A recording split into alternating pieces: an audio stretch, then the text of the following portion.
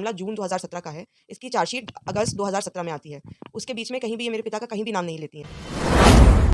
सन 2000 में इनके चाचा मेरे चाचा पे जान का हमला करके वहाँ से फरार हो गए थे। ये पूरा मामला सिर्फ एक पर्सनल रंजिश का, जिसको पॉलिटिकल बनाया गया, जिसमें इनके बहुत सारे लोकल पॉलिटिशियंस ने मदद की, बहुत सारे लोगों ने मदद की। आप खुद भी जानते होंगे कि इनकी माताश्री 2022 में कांग्रेस के टिकट से उन्नाव सदर से वहाँ पे चुनाव लड़ चुकी हैं। इनफैक्ट उनके पास तो सीआरपीएफ प्रोटेक्शन है। इनफैक्ट उन्होंने पूरी दुनिया को मेरे परिवार के खून का प्यासा बना दिया है। सुनवाई तो पिछले 8 साल से हमारी नहीं हो रही है। हमने अपील दायर की थी 2020 में, आज 2026 चल रहा है। और कहा उन्होंने भी उससे पहले 4 जून को मेरे साथ समय 2 बजे ऐसा काम किया था। अब मैं बताती हूँ, ये जो 2 बजे का समय है, इसको आगे जाके बदलती हैं। पहले ये एक मीडिया इंटरव्यू देती हैं, उसमें ये समय 6 बजे कर देती हैं। फाइनली जब ये 2018 में एफआईआर लिखाती हैं, तो उस समय को बदल के 8 से साढ़े 8 कर देती हैं। उसी के बीच में ये अपनी कोर्ट टेस्टिमनी में कहती हैं कि मेरे पिता को वो पहली बार 4 जून को मिली थी, आखिरी बार 4 जून को मिली थी। और 173A की उसी के बीच में उन्होंने एप्लीकेशन दिया, जहाँ कहा है कि हर सैटरडे संडे बुलाते थे।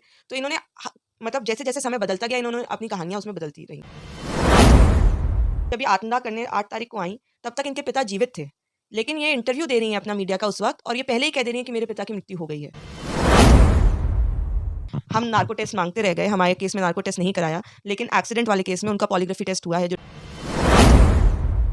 और कहीं न कहीं एक पुरानी पारिवारिक रंजिश इनकी थी हमसे। भी मेन स्ट्रीम मीडिया ने वो हमारी कोई भी बात नहीं दिखाई, आज भी वो हमारी कोई भी बात नहीं दिखा रहे हैं। हमने अपनी पुरानी वीडियो में, पीछे वाली वीडियो में चर्चा किया था कि बहुत जल्दी हम ऐश्वर्या सेंगर, जो कुलदीप सिंह की बेटी है, उनका और पीड़िता का पक्ष हम जानेंगे। इसी कड़ी को आगे बढ़ाते हुए आज हमारे बीच में है, हमारे कार्यक्रम में है बिटिया ऐश्वर्या सेंगर जी, जो कुलदीप सिंह सेंगर की बेटी है। तो सबसे पहले ऐश्वर्या, आपका हमारे चैनल पे स्वागत है। Thank you. मैं बहुत शुक्रगुजार हूँ कि आप लोग सच लोगों तक लेके आ रहे हैं। मैंने पहले भी आपका कार्यक्रम देखा है, तो जिस तरह से आपने कुछ हटाए बिना लोगों की बात सब तक पहुँचाई है, मैं बहुत शुक्रगुजार हूँ। हम प्रयास करेंगे कि जो मीडिया का एक मेन कड़ी होती है वो आगे आए, और इसमें भी हम आपसे इसी संदर्भ में बहुत सारी चीज़ें जानेंगे। तो ऐश्वर्या जी, सबसे पहले हमारा जो सवाल है वो ये है कि ये पूरा मामला वास्तव में क्या है? ये पूरा मामला 2017 का है। इसमें जो कंप्लेनेंट हैं, ये 2017 में एक नरेश तिवारी नाम के व्यक्ति के साथ गांव से चली गई थी। जिसके बाद जब ये पुलिस में कंप्लेन होती है इनकी मिसिंग की, उस वक्त तक कोई और कंप्लेन नहीं होती, ये वापस आती हैं। उसके बाद गांव में एक पंचायत रखी जाती है, जहाँ पे इनकी चाचा की तरफ से ये प्रस्ताव रखा जाता है कि जो नरेश तिवारी के साथी थे, क्या कहते हैं, शुभम, क्योंकि वो सेम जात के थे हमारे, उनसे ये पीड़िता जो हैं उनकी शादी करा दी जाए, क्योंकि वो हम उम्र में भी थे। और आप गांव को बिलोंग करते होंगे तो आप जानते होंगे, हमारी क्योंकि जात भी सेम थी, तो वो चाहते थे कि शुभम सिंह से पीड़िता की शादी हो जाए। लेकिन इस पे उनकी माँ शशि सिंह और उनके पिता ने दोनों ने आपत्ति जताई कि अगर वो गई किसी और के साथ थी, तो वो अपने बेटे से पीड़िता की शादी नहीं होने देंगे। उसी पंचायत का भाग मेरे पिताश्री भी थे, क्या कहते हैं, क्योंकि वो हम भी उसी गांव के हैं। तो वहाँ पे पापा ने बस इतना ही आवाज़ जो उठाई थी वो ये थी कि अगर आपस में आप लोगों का कोई झगड़ा भी है, उसमें औरतों का, मतलब ये चाहते थे कि जो शुभम सिंह की माँ है शशि सिंह, और जो उनकी बहन है निधि, उनका भी नाम उस कंप्लेन में लिखाएं। तो उन्होंने बस इतनी ही आवाज़ उठाई थी कि औरतों का नाम गैंगरेप जैसे जघन्य अपराध के मुकदमे में नहीं लिखाना चाहिए। उसके बाद जब इसकी चार्जशीट आती है, आप देखिए ये मामला जून 2017 का है, इसकी चार्जशीट अगस्त 2017 में आती है। उसके बीच में कहीं भी ये मेरे पिता का कहीं भी नाम नहीं लेती हैं। इनका 164 का बयान दर्ज होता है, 161 का बयान दर्ज होता है, उसमें ये कहीं भी मेरे पिता का जिक्र किसी भी तरह से नहीं कर रही हैं। जब इसकी चार्जशीट आ जाती है, ये देखती हैं कि उसमें शशि सिंह जी और उनकी पुत्री का नाम नहीं है, और कहीं ना कहीं एक पुरानी पारिवारिक रंजिश इनकी थी हमसे, तो ये और कहीं ना कहीं बढ़ जाती है। इनको लगता है कि मेरे पिता ने जो दूसरी पार्टी है जिनसे इनकी लड़ाई हो रही थी उसका साथ दिया है। सन 2000 में इनके चाचा मेरे चाचा पे जान का हमला करके वहाँ से फ़रार हो गए थे। उसमें उनको सज़ा भी हुई, 10 साल की सज़ा है इनके चाचा को। इनके चाचा एक हिस्ट्री शीटर हैं, उन पे 17 से अधिक मुकदमे हैं। वो फ़िलहाल तिहाड़ जेल में बंद हैं। सुप्रीम कोर्ट ने यहाँ तक कि उनकी बेल खारिज की थी। उन्होंने कोर्ट के साथ फ्रॉड किया था, उस कोर्ट के कुछ कागज़ों में व्हाइटनर लगाया था, और देखते हुए कि किस तरह से कोर्ट के साथ फ्रॉड किया गया, सुप्रीम कोर्ट ने उनकी ज़मानत खारिज की थी। तो इसी तरह अपनी पर्सनल दुश्मनी निकालने के लिए कहीं न कहीं इस पूरे मामले को अंजाम दिया गया। यानी आप ये कहना चाह रही हैं कि ये जो मामला था, वो जो रेप पीड़िता इस केस में है, ये मामला वास्तव में सेंगर साहब से संबंधित था ही नहीं। जी नहीं, जब ये अपने 164 का, आप तो जानते हैं कि जो 164 का जुडिशियल मजिस्ट्रेट के सामने बयान होता है, उसके सामने भी जब बयान हुआ तो इन्होंने कहीं भी मेरे पिता का कोई भी ज़िक्र नहीं किया, कोई भी नाम नहीं लिया। ये पूरा मामला सिर्फ एक पर्सनल रंजिश का, जिसको पॉलिटिकल बनाया गया, जिसमें इनके बहुत सारे लोकल पॉलिटिशियंस ने मदद की, बहुत सारे लोगों ने मदद की। आप खुद भी जानते होंगे कि इनकी माताश्री 2022 में कांग्रेस के टिकट से उन्नाव सदर से वहाँ पे चुनाव लड़ चुकी हैं। तो ये सब पॉलिटिकल रहे हैं। इनकी हमसे प्रधानी की दुश्मनी थी, इनके चाचा प्रधानी का चुनाव लड़ना चाहते थे। हमारे गाँव के लोग आपको बताएंगे कि वहाँ प्रधान उस वक्त मेरी चाची नियुक्त हुई थी। तो कहीं ना कहीं ये पर्सनल और पॉलिटिकल रंजिश जो इनकी थी वो इस मुकदमे के फॉर्म में निकल के आई है। इसमें जो पूरा मसला रहा है ऐश्वर्या जी, वो ये रहा है कि इसको सबसे पहले एक आरोप लगाया रेप केस का। जी, तो फिर ये रेप कहाँ से आया इसमें? ये रेप केस इन्होंने अन्य 3 लड़कों पे लगाया था। उस वक्त तक मेरे पिता के ऊपर इन्होंने कोई रेप केस नहीं लगाया था, जून 2017 की जबकि ये घटना है। ये बहुत सोच समझ के उसके 3-4 महीने बाद इन्होंने एक कंप्लेंट लिखी सीएम ऑफ यूपी को, जिसमें इन्होंने पूरी कंप्लेंट सेम लिखी कि शशि सिंह जी ने मुझे फ़ोन करके बुलाया और उन 3 लड़कों ने मेरे साथ ये गलत काम किया। और उसी की अंत की 4 लाइनों में मेरे पिता का नाम वहाँ पे जोड़ा और कहा उन्होंने भी उससे पहले 4 जून को मेरे साथ समय 2 बजे ऐसा-ऐसा काम किया था। अब मैं बताती हूँ, ये जो 2 बजे का समय है इसको आगे जाके बदलती हैं। पहले ये एक मीडिया इंटरव्यू देती हैं, उसमें ये समय 6 बजे कर देती हैं। फाइनली जब ये 2018 में एफआईआर लिखाती हैं तो उस समय को बदल के 8 से साढ़े 8 कर देती हैं। उसी के बीच में ये अपनी कोर्ट टेस्टिमनी में कहती हैं कि मेरे पिता को पहली बार 4 जून को मिली थी, आखिरी बार 4 जून को मिली थी। और 173(8) की उसी के बीच में उन्होंने एप्लीकेशन दी है जहाँ कहा है कि हर सैटरडे संडे बुलाते थे।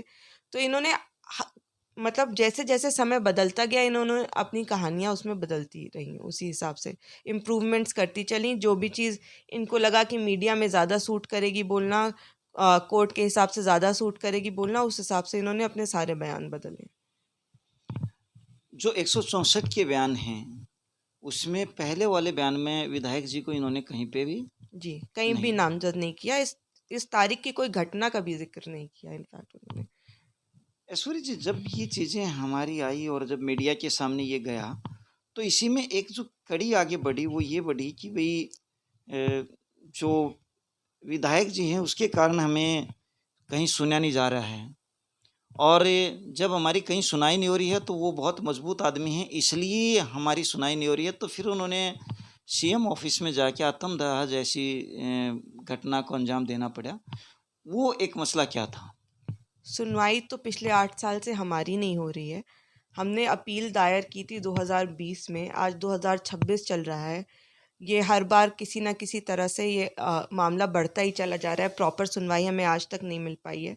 हम इनफैक्ट आप सोचिए पिछले 5-6 साल में, मेरे पिता पिछले 8 साल से जेल में हैं, सिर्फ सस्पेंशन पे अपनी एप्लीकेशन सुना पाए थे क्योंकि सामने वाला पक्ष जानबूझ के इस मामले को डिले करना चाहता है। वो चाहते हैं कि इस पे कभी प्रॉपर सुनवाई ना हो पाए। रही बात इनकी ना सुनवाई होने की, ये सरासर झूठ है क्योंकि इन्होंने जभी भी कोई भी बयान दिया वो दर्ज हुआ। किसी भी तरह का कहा आप देखिए ना, जब ये आत्मदाह करने की भी जो ये बात कही जाती है, जब ये 8 तारीख को, मुझे अच्छे से याद है, 2018 को गई, वहाँ पे ऑलरेडी मीडिया मौजूद था, वहाँ पे ऑलरेडी सब लोग थे। तो एक कहीं ना कहीं ये सुनियोजित तरह से ये प्रयास जो किया गया वो, क्योंकि उनको भी पता था कि मामले में कोई तथ्य नहीं है, कोई सबूत नहीं है जो उनकी मदद करेगा। तो कहीं ना कहीं मीडिया का सहारा लेके और राजनेताओं का सहारा लेके इस मामले को अंजाम दिया जा रहा है।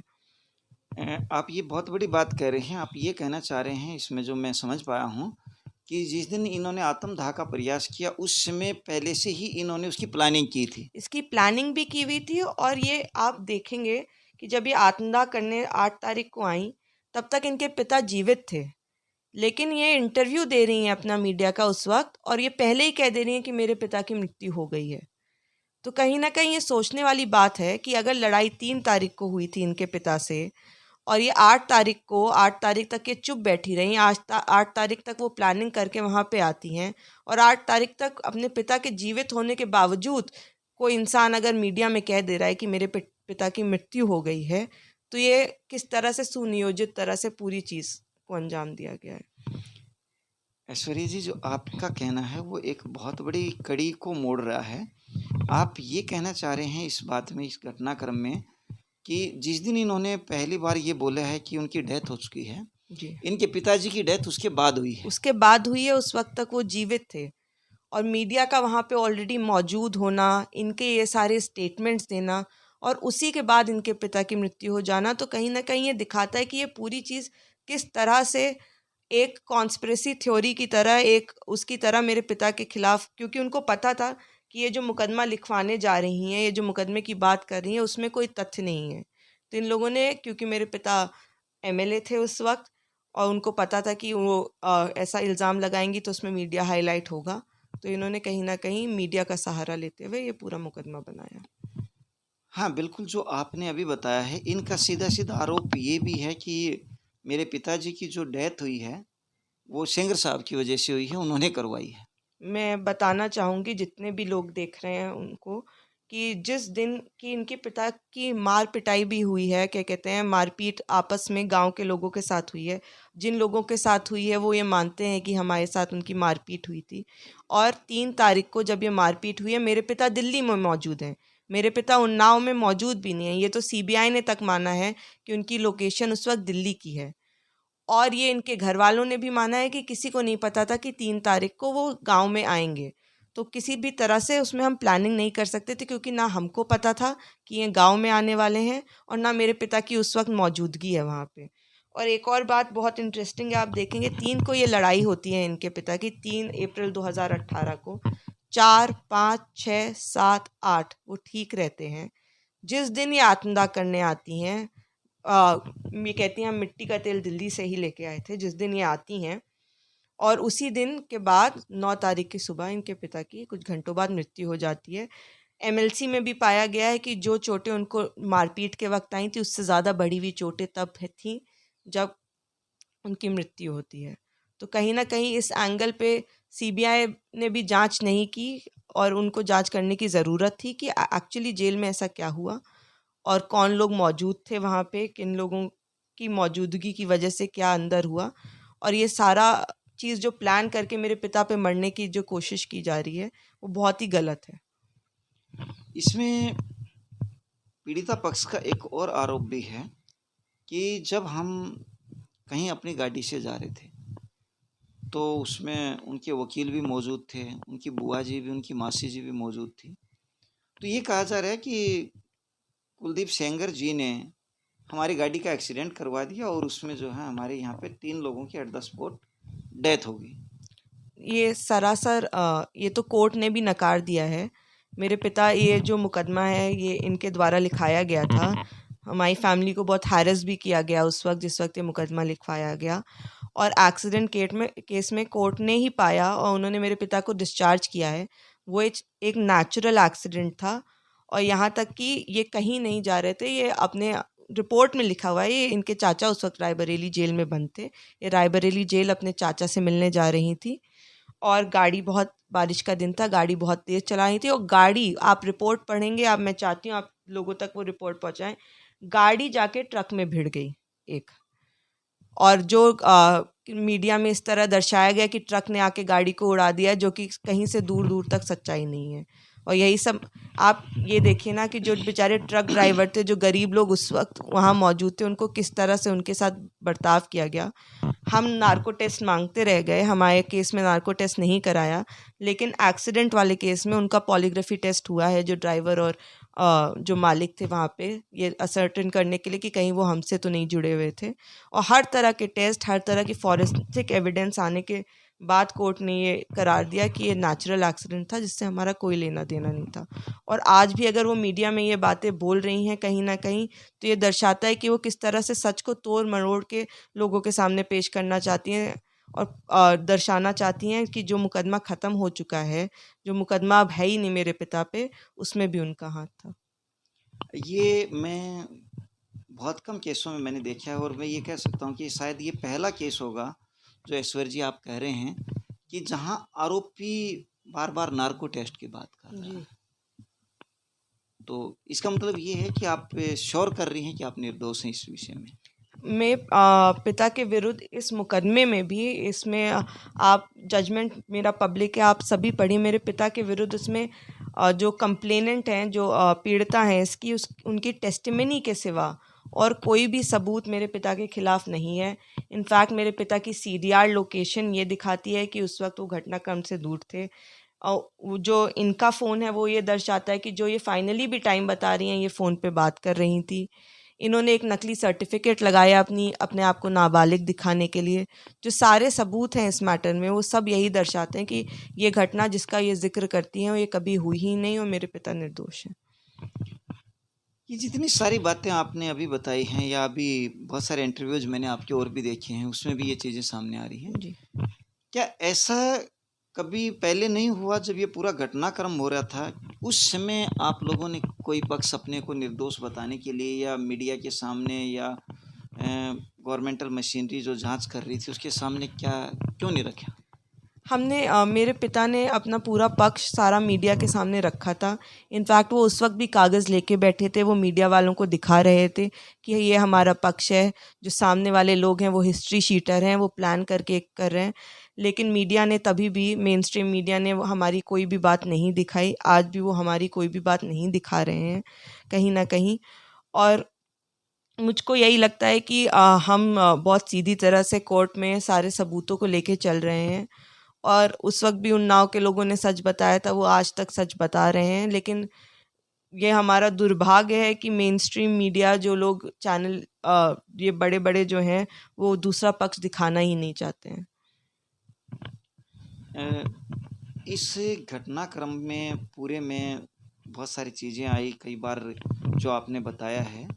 तो एक तो मैं ये चाहूँगा कि आप कुछ पेपर्स जो इस तरह के पेपर्स हैं आप वो एक मैं बार ज़रूर चाहूँगी हमें। कि आप अपने जो भी लोग ये देखें उन सबको पेपर के साथ सारे सबूत दिखाएं कि जो भी बातें मैंने आपको बताई हैं आज यहाँ पे बैठ के, वो कोई भी बात उनमें से ऐसी नहीं है जो मैं अपने आप से बना के बोल रही हूँ। वो सारी बातें कहीं ना कहीं कागज़ में मौजूद हैं, हमारे जजमेंट में मौजूद हैं। और मैं बस यही चाहती हूँ कि एक बार दूसरा पक्ष सुन लिया जाए, आप हमारे सबूत देख लें, सारी चीज़ें जांच पर रख लें और उसके बाद अपना फैसला लें। हमारे चैनल के माध्यम से, जनता के माध्यम से इस समय आप माननीय न्यायालय से क्या विनती करना चाहेंगे या उनको क्या कहना चाहेंगे? क्या पक्ष है आपका इस विषय में? मुझे माननीय न्यायालय पे पूरा विश्वास है। पहले भी हमने देखा है कि मीडिया ट्रायल के होने के बावजूद उन्होंने वही किया है जो सही चीज़ें हैं। और मेरी संपूर्ण आस्था है न्यायालय में और मैं चाहूँगी कि हमें मौका मिले कि हम अपनी पूरी बात न्यायालय के सामने रख सकें। और मुझे विश्वास है कि फिर वो सही फैसला आएगा। एक और आखिरी सवाल है सूर्य जी।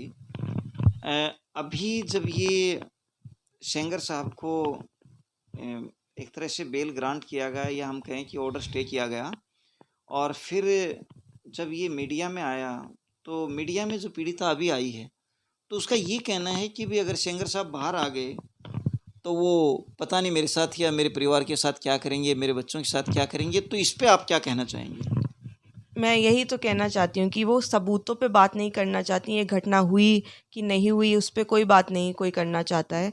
वो एक कहानी बनाना चाहती हैं। मेरे परिवार में 4 लोग हैं, मेरे पिता, मेरी माता, मैं और मेरी छोटी बहन। हमने ना आज तक, मैं बहुत कॉन्फिडेंस के साथ कह सकती हूँ, मैं पूरे प्रूफ के साथ कह सकती हूँ कि ना आज तक हमारी तरफ से उनको कभी भी कोई हार्म पहुँचाया गया है और ना ही फ्यूचर में कोई पहुँचाया जाएगा, क्योंकि हमारा उनसे क्या लेना देना। इनफैक्ट उनके पास तो सीआरपीएफ प्रोटेक्शन है। इनफैक्ट उन्होंने पूरी दुनिया को मेरे परिवार के खून का प्यासा बना दिया है। उन्होंने हमें जो हार्म पहुंचाया है, जो हम बेटियों को हार्म पहुंचाया है, जिस तरह से हम टॉर्चर किए जाते हैं, ये सब तो उन्होंने हमारे साथ कराया है। हमने उनके साथ आज तक कोई गलत काम नहीं किया। लेकिन कुछ लोगों के बहकावे में आके मैं कहूँ, या फिर खुद उनकी जो पारिवारिक दुश्मनी थी उसके चलते, पता नहीं वो क्या दर्शाना चाह रही हैं, लेकिन हमने आज तक उन्हें कोई हार्म नहीं पहुंचाया है, ना ही कभी पहुंचाएंगे। आपकी बातों से ये लगता है कि कहीं न कहीं जिस तरीके से आप बता रहे हैं कि समाज में भी ट्रोल किया जाता है या बहुत सारी चीज़ें आपने फेस की हैं, तो क्या आप ये भी मानते हैं कि विक्टिम इसमें वो ना होकर के आप हैं? क्या आप ये कहना चाहेंगे? बिल्कुल, इसमें जब जिस दिन सच निकल के आएगा, जिस दिन लोगों के सामने ये सारी चीज़ें निकल के आएँगी, जिस दिन न्यायालय में ये सारी चीज़ें देखी जाएँगी, आई एम श्योर सब रियलाइज़ करेंगे कि असल में किस तरह से एक इंसान जिसके 35-40 साल के करियर में उनके मेरे पिता के ऊपर एक भी मुकदमा नहीं था, कंपेयर टू इनका परिवार, जो कि इनके पिता पे 28 मुकदमे थे, चाचा पे 17 मुकदमे हैं, जो हिस्ट्री शीटर रहे हैं। और किस तरह से बेदाग छवि के मेरे जो पिता थे, उनके ऊपर 2018 में इन्होंने लगातार केस पे केस लगाया, और उनकी वो पिछले 8 साल से जेल में है इनकी वजह से। और लोग जब ये देखेंगे, जब ये सच लोगों के सामने आएगा, तो मुझे लगता है कि वो कहीं ना कहीं रियलाइज़ करेंगे कि मेरे परिवार के साथ गलत किया गया है। अ, स ये जो हमने चर्चा किया है, इस पे एक, वैसे तो हमने अंतिम सवाल आपसे पूछ लिया है। एक चीज़ और मैं जानना चाहूँगा, जब सीबीआई का ये केस ट्रांसफ़र हुआ, तो उस समय ये किया गया था कि बहुत सारे पुलिस वालों की बातें ये बयान आए थे कि भई पुलिस ने भी पक्षपात किया है, सेंगर साहब का फ़ेवर लिया, तो पुलिस कहीं बचा रही थी सेंगर साहब को। तो इस पे आप क्या कहना चाहेंगे? नहीं, ऐसा कहीं भी किसी भी रिपोर्ट में नहीं है। कोई आपको महज़ बता रहा हो और रिपोर्ट में होना एक अलग बात है कि किसी भी तरह का पक्षपात किया गया। इनफैक्ट इन्होंने जब जिस हिसाब से चाहा, आप हमारी चार्जशीट देखेंगे, हमारी चार्जशीट ही पूरी बेस्ड है कि इन्होंने जो कहा, इनके परिवार ने जो कहा, सीबीआई ने उसी हिसाब से सारी चीज़ें की हैं। आप इनफैक्ट सबसे बड़े पक्षपात का तो आप ये देखिए कि 3-4 इनकी जब अलग अलग डेट ऑफ बर्थ आ गई, इन्होंने एक नकली सर्टिफिकेट लगाया अपनी डेट ऑफ बर्थ प्रूफ करने के लिए, तो भी सीबीआई ने कोई एक्शन नहीं लिया। अलग अलग डेट ऑफ बर्थ आ गई, इनके पास सारी चीज़ें थी, तो भी इन्होंने खुद उनका बोन ऑसिफिकेशन टेस्ट कराया, जिसमें वो 18 से ऊपर पाई गई, तो भी सीबीआई ने पॉक्सो के तहत मेरे पिता पे मुकदमा दर्ज किया। तो पक्षपात सीबीआई किस तरफ कर रही है, पुलिस वाले किस तरफ कर रहे हैं, ये तो साफ लोगों के सामने है कि सारी चीज़ें होते हुए भी, सारे सबूत होते हुए भी, कितने गवाहों के बयान हटा दिए गए, जिनको फिर हम बाद में डिफेंस में लेके आए। बहुत सारी चीज़ें सीबीआई ने इसमें पक्षपात करने के लिए की हैं, लेकिन वो हमारी तरफ से नहीं, उनकी तरफ से। ये थी हमारे बीच में ऐश्वर्या सेंगर, श्री कुलदीप सिंह जी की बिटिया, और हम दर्शकों पे ही छोड़ते हैं कि वो इस पूरे फैक्ट्स को जान के एक जो राय है वो अपनी बनाएँ और कमेंट्स में हमें बताएँ, और जो नेचुरल रूटीन मीडिया है हमारी, तो रूटीन मीडिया को भी अपना पक्ष दें। धन्यवाद। धन्यवाद। धन्यवाद।